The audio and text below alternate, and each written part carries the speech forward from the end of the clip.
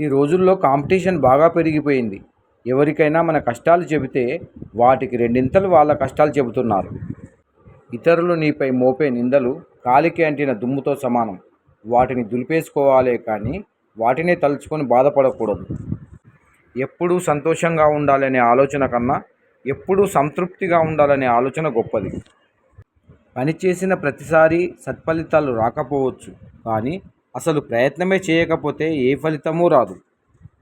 ఎదురు చూస్తే కాదు, ఎదురు తిరిగితేనే కొన్ని పరిస్థితులు మారుతాయి. ప్రపంచంలో వెలకట్టలేని సంపదలు రెండే, ఒకటి సంతృప్తి, మరొకటి మనశ్శాంతి. ఈ రెండింటిని సంపాదించుకున్న వాళ్ళు ప్రతి క్షణం ఆనందంగా జీవిస్తారు.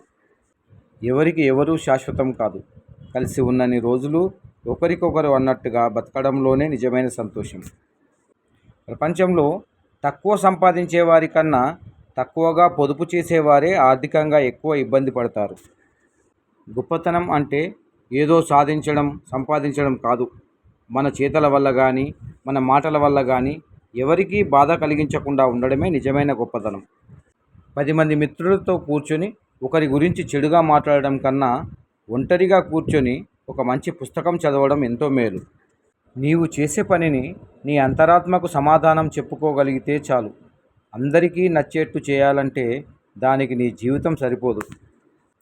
విమర్శలకు, వీధి కుక్కలకు భయపడితే గమ్యం కాదు కదా, ఇంటి గుమ్మం కూడా దాటలేవు.